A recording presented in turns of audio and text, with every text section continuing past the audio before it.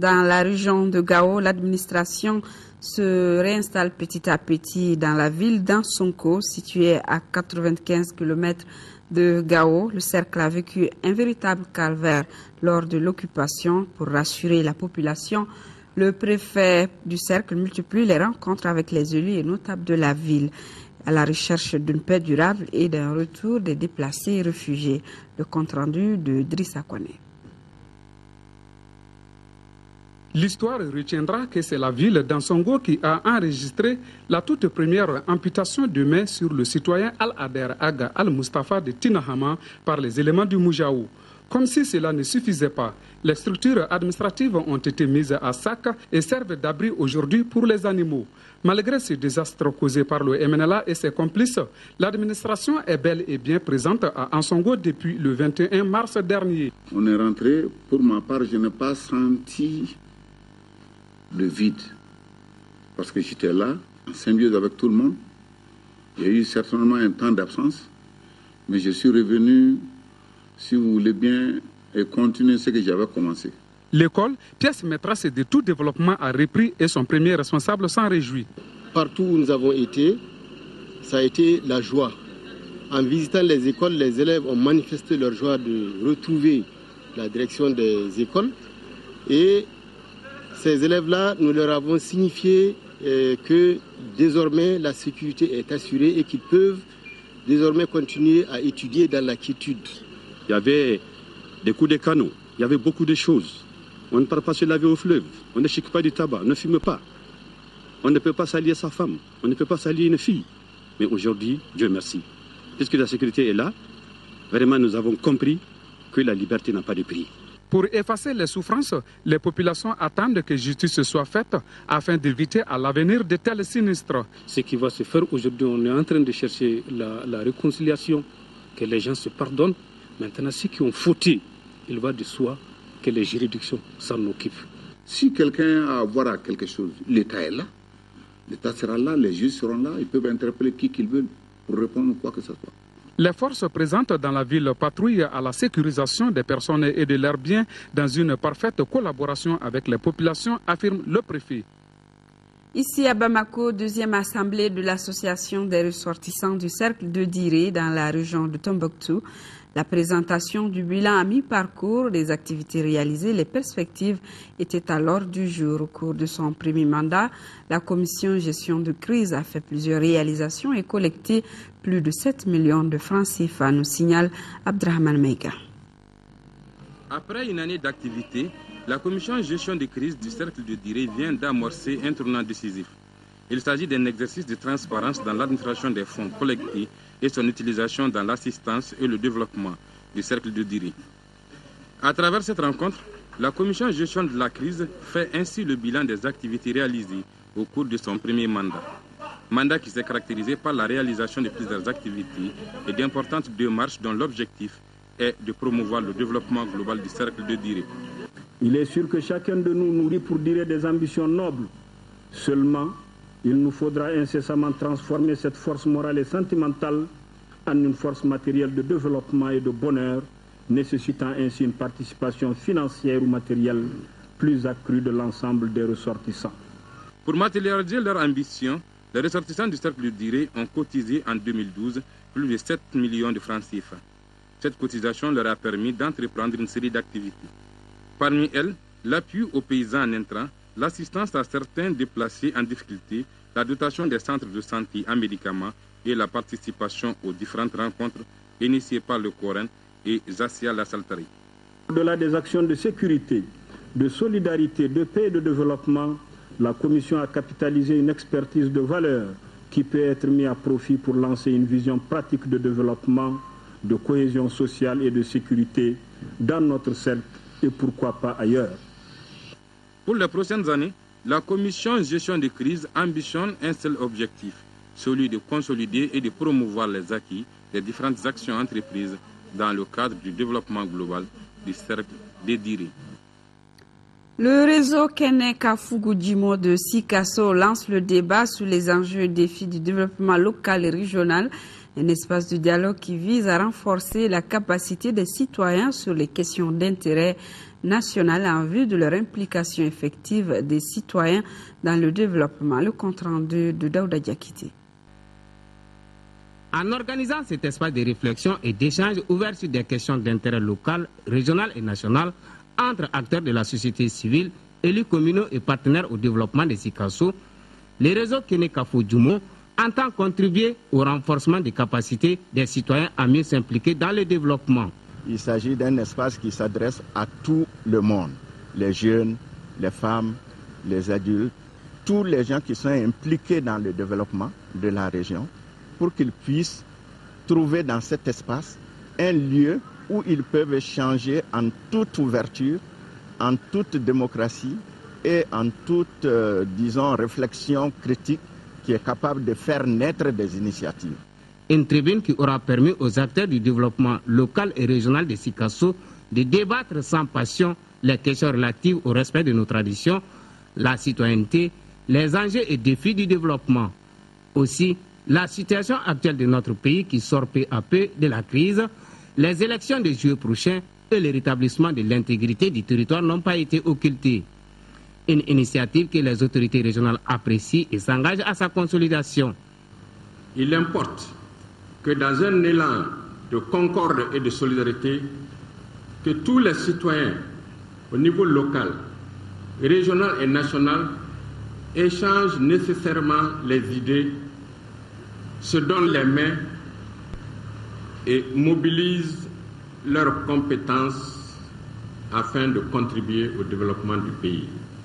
Le réseau Kene Kafugudjimo, qui signifie en sénoufo débat citoyen, est une initiative commune du Centre international d'expertise et de formation de Djekanini et des ONG Gradcom et Orfed, créés il y a 10 ans pour accompagner la société civile de Sikasso à mieux comprendre les questions de développement à la base. Lancement hier de l'association SOS démocratique et la campagne de sensibilisation sur la participation aux élections. La campagne vise à informer les citoyens sur l'importance du retrait des cartes NINA du vote et des modalités de fonctionnement démocratique. L'objectif final que vise SOS Démocratie est de contribuer à l'amélioration du taux de participation aux prochaines élections. Le projet cible surtout les jeunes en âge de voter. Lancement donc hier de l'association SOS Démocratie et une campagne de sensibilisation sur la participation aux prochaines élections au Mali.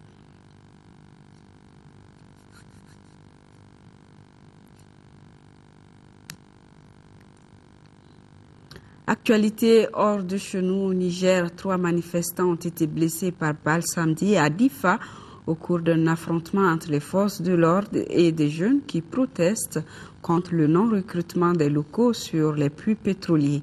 Le Niger, riche en uranium, est devenu en 2011 producteur de pétrole grâce à des puits situés dans l'Agadem, dans la région de Difa, proche du Tchad. Difa, dans la tourmente, cette ville de l'extrême est du Niger a été ce week-end le théâtre d'une agitation sociale derrière laquelle certains voient la main des islamistes. À l'origine, les jeunes de la ville manifestaient contre la CNPC, la société chinoise qui exploite les puits de pétrole de la région. Si nous n'obtenons pas gain de cause, nous allons faire pire. Ce qui se passe ailleurs va se transporter à Difa. Nous n'avons peur de rien et nous ne reculerons jamais. Les manifestants ont incendié plusieurs véhicules de la CNPC. Ils dénonçaient des mauvais traitements de la part de responsables chinois de la société. Ils protestaient aussi contre le recrutement de près de 400 ouvriers venus d'ailleurs au détriment de la main-d'œuvre locale. Certains ont également brûlé des bars et saccagé des hôtels au cri d'Allahu Akbar. Difa est situé tout près de la frontière nigériane où sévit la secte islamiste Boko Haram. Le Premier ministre Brigui Rafini a été dépêché sur place pour tenter de résoudre la crise. Il a rendu visite aux blessés qui seraient au nombre de 3. Ces jeunes auraient été blessés par balle au cours d'affrontements avec les forces de l'ordre. Le Premier ministre a également manifesté son intention de satisfaire une des revendications des manifestants. Allez-y. Nous avons dit que nous sommes d'accord pour que les recrutements opérés par les sociétés de la place, qui exploitent notamment les sites pétroliers, doivent privilégier, en ce qui concerne les emplois non qualifiés, les ressources humaines locales. Après de laborieuses discussions avec les élus locaux et de représentants des manifestants, le calme est revenu ce lundi à Difa. Un comité de suivi a été mis en place. Voyons à présent ce qui a marqué l'actualité dans le monde en bref et en images. Le Premier ministre syrien est un miraculé. Wael al-Awlaki est sorti indemne d'un attentat ce matin à Damas. La violente explosion a eu lieu au passage de son convoi dans le quartier de Mazé, un quartier résidentiel ultra sécurisé de la capitale syrienne. Son garde du corps a été tué, un autre garde et son chauffeur sont grièvement blessés. Plusieurs véhicules et un autobus sont brûlés. Pour l'heure, l'attaque n'est pas revendiquée. 34 000 postes en moins dans l'armée française d'ici 2019. C'est ce que préconise le livre blanc de la défense remis ce matin au président François Hollande. Cela représente plus de 10% des effectifs. L'armée de terre devrait être la principale victime de ces nouvelles coupes budgétaires. En revanche, les opérations à l'étranger ne sont pas menacées. Elles restent une des priorités de l'armée française, tout comme la dissuasion nucléaire et le renseignement. Très large victoire de la droite aux législatives en Islande. Le parti indépendantiste arrive premier. Il devance de justesse le Parti du Progrès, un mouvement centriste. Les deux groupes vont devoir s'allier pour former un gouvernement. Le conservateur Bjarni Benediktsson, le chef du Parti de l'Indépendance, revendique le poste de Premier ministre. Pour la gauche au pouvoir depuis 2009, c'est une écrasante défaite. Les électeurs lui ont fait payer le prix des politiques d'austérité menées ces dernières années. Retour à l'actualité nationale avec la chronique santé de ce jour qui s'intéresse à une initiative visant à promouvoir la santé. Il s'agit de l'initiative d'une volontaire canadienne du Centre d'études et de coopération internationale CECI, Armande Bégin, qui n'est plus de ce monde, a fait au Mali la promotion de la santé entre 2006 et 2010 à travers une plus grande implication des groupements de femmes dans la gestion de la santé. L'initiative, appuyée aujourd'hui par un fonds de la famille, permet d'augmenter le taux de fréquentation du CESCOM de Yirimadio.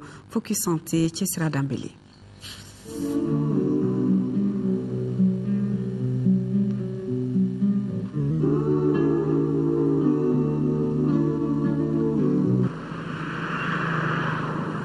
Au centre de santé communautaire de Yirimadio, les femmes du comité des utilisatrices du CESCOM sont toujours actives.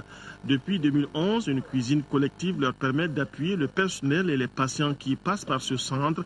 Mais le gros du travail, c'est l'information, la communication pour faire mieux connaître le CESCOM et améliorer la santé de la femme et de l'enfant. Les femmes qui sont ici, on peut les considérer aussi comme des relais. Elles appuient la sage-femme dans ses activités. Elles font des démonstrations nutritionnelles aux côtés de la sage-femme. Elles montrent aux femmes comment préparer des bouillies améliorées données aux enfants. Elles font ça non seulement au niveau du CESCOM, aussi dans leur zone. Elles servent aussi de relais à côté de la SACO. Parce qu'elles font des mobilisations dans leurs différents secteurs. Donc grâce à ces femmes, le taux de fréquentation du CESCOM a augmenté. Entre 2006 et 2010, Madame Bégin a appuyé la Fédération nationale des associations de santé communautaire au Mali. Elle a identifié une cinquantaine de groupements de femmes par lesquels elle est passée pour faire face à ce qu'elle a considéré comme un problème dans la plupart des CESCOM du Mali. Le problème qui a été identifié, ça c'est un manque de mobilisation communautaire autour des questions de santé. Pour pallier à cette mobilisation, elle a voulu impliquer les femmes parce qu'elles sont les premières à s'occuper de la question de santé de la famille. Donc en les impliquant, elle peut mobiliser leurs pairs pour pouvoir bonifier un peu le taux de fréquentation au niveau des CESCOM. Aujourd'hui, avec le fonds qui porte son nom, les femmes de Yirimadio ont contribué à faire connaître le centre de santé de leur quartier tout en améliorant son taux de fréquentation.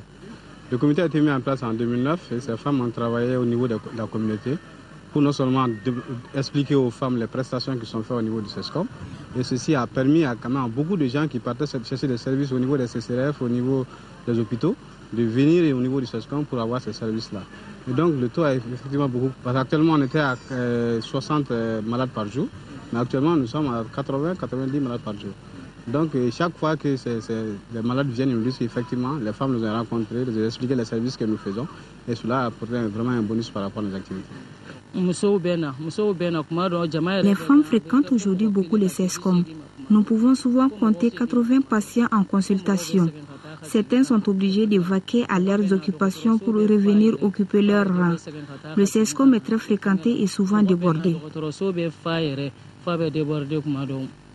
Les femmes de Yirimajio servent d'efficaces courroies de transmission entre l'association de santé communautaire et les patients. La cuisine du comité des femmes utilisatrices du SESCOM apporte un appui alimentaire aux mamans des enfants hospitalisés à l'unité de récupération nutritionnelle intensive du SESCOM. La méthode inspire déjà puisque les femmes de Yirimajio sont allées expliquer leur expérience dans les SESCOM de Kaï qui comptent procéder de la sorte pour se faire connaître auprès de la communauté et améliorer leur taux de fréquentation, par là même promouvoir la santé de la femme et de l'enfant.